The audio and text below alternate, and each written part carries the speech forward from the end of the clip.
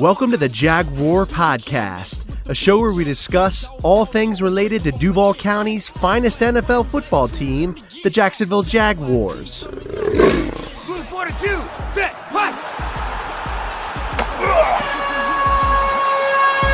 Duval, baby!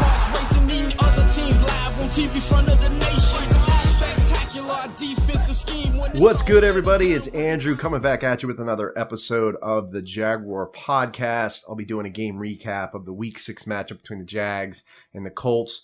So let's get into it. The Jags should have won this game, found a way to lose, unfortunately. I was watching this in Nashville, Tennessee. We were out of town, so I apologize to everyone for not live streaming the past 2 weeks.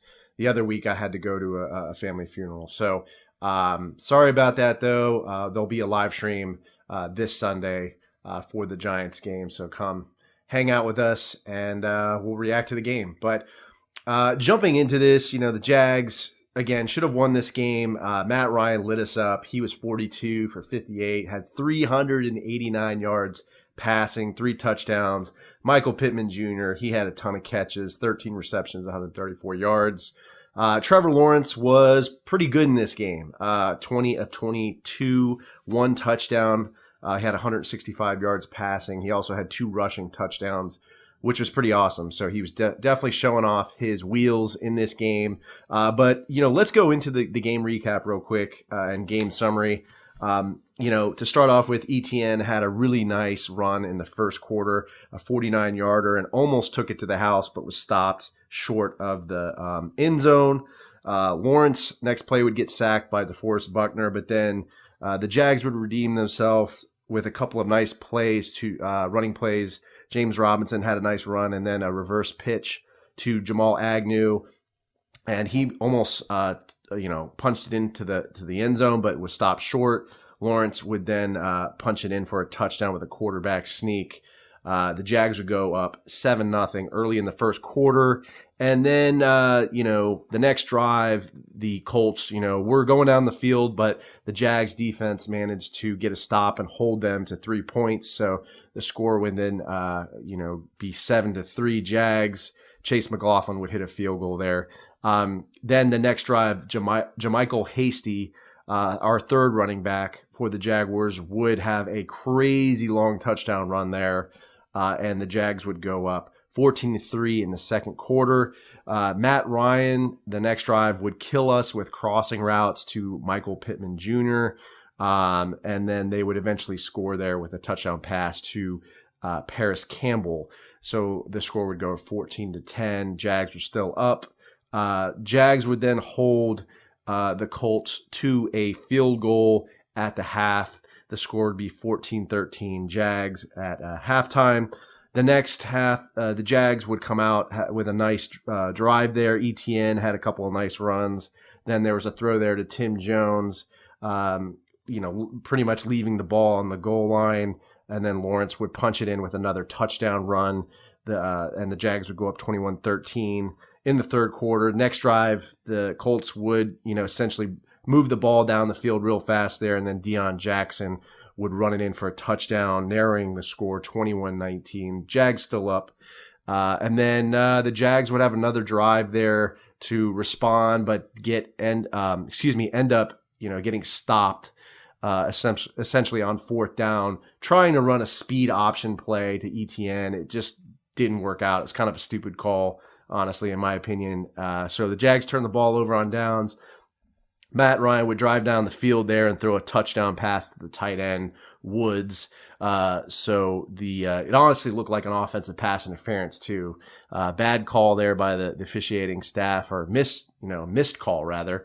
And the Colts would go up there. It would be 26-21 Colts. Jags would respond with a drive down the field, and then throw a touchdown pass to Christian Kirk, and then they would go up 27-26. There'd be a failed 2-point conversion.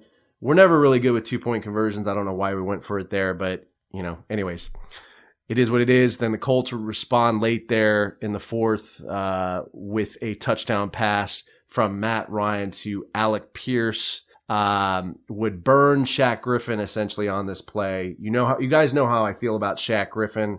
I think he's one of the worst free agent pickups of 2021/2022. This pretty much lost the game for the Jaguars. The Colts would then go for a 2-point conversion and get it, and would go up 27-34. There was kind of a wild play there at the end where the Jags tried to, they got the kickoff, and then they tried to run a play there and lateral it, but then it just ultimately failed and they lost the game.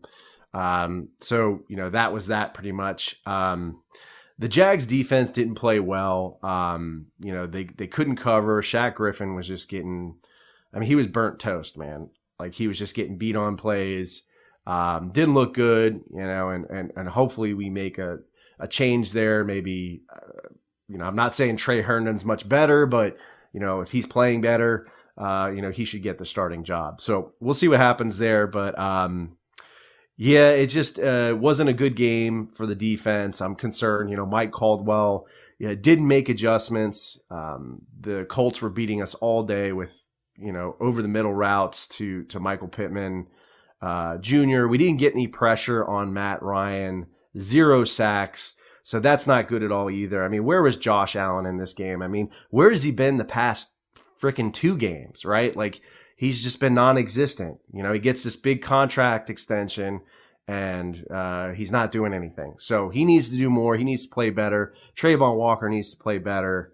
And those are kind of my thoughts on the defense. But I think the defense definitely didn't help the Jags in this game, and I think ultimately led to a loss, which was clearly a winnable game. The Colts, I don't think, are that good of a team, but again, the Jags find a way to lose. Kind of a heartbreaking loss, really. Trevor Lawrence had a better game, in my opinion. When you look at the stats here, didn't have any interceptions, didn't turn the ball over. ETN, I thought he had a good game, 10 carries, 86 yards. Jermichael Hasty there with that touchdown run. He had 3 carries for 57 yards. Zay Jones, he had 5 receptions for 42 yards. Christian Kirk had that 1 touchdown. But, James Robinson in this game only had 12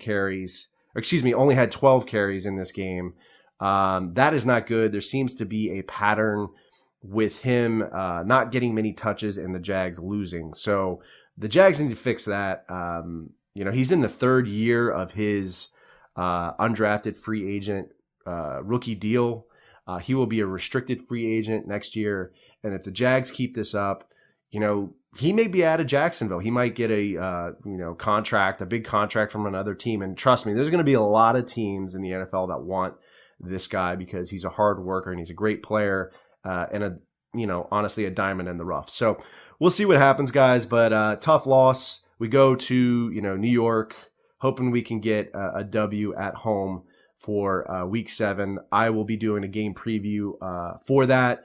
Again, sorry for the late release here of content, but, just trying to be a dad, raising a 3-month-old. So, just gotta duty calls, right? But, let me know how you guys feel about this game. Did the Jags blow it? Leave me a comment on the YouTube video or podcast episode. If you enjoy the content, guys, smash that like button. Subscribe to the channel if you want to support my work. Stay safe, stay sane, stay healthy. Go Jags, and I'll see you next time. Let me get that. JYD coming up with the big sack. Quarterbacks beware, we on the prowl. Game day night, you could hear it in our growl. Intimidation on to keep their hearts racing. Eating other teams live on TV front of the nation. Spectacular defensive scheme. This episode is available on the Jaguar Podcast YouTube channel, so if you stop by, make sure to subscribe and give this video a like. Also, these episodes are available on iTunes, Podbean, Spotify, SoundCloud, Stitcher, and other major podcast distributors as well. So if you don't mind, please leave me a review and some feedback. I'd really appreciate that. If you'd like to connect with me on social media, my Twitter handle is @JagwarPodcast. I'm also on Facebook and Instagram. This is Andrew signing off. Cheers.